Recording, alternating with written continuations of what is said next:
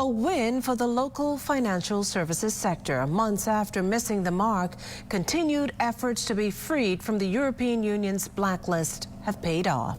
Corval Pyfrom has input tonight from one of the country's point men tasked with making this happen. It's a good day. The removal of the Bahamas from the European Union's list of non-cooperative jurisdictions for tax purposes is being seen as significant. Economics Affairs Minister Michael Halkitis noting it underscores the progress made over the past year in addressing the concerns identified by the OECD's Forum on Harmful Tax Practices and the EU last year. The Bahamas is an international leading premier financial center committed to following best practices and adhering to international standards.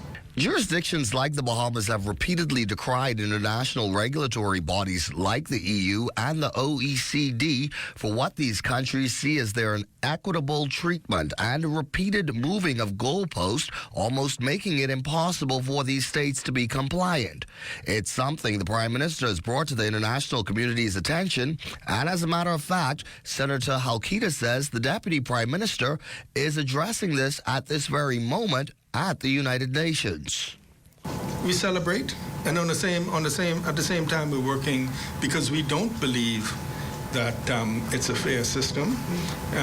We do believe that there's not a full understanding of what we do here, but it is what it is. And so, while we work to ensure that we get a system that will hear the voices of all the jurisdictions that are impacted, i.e.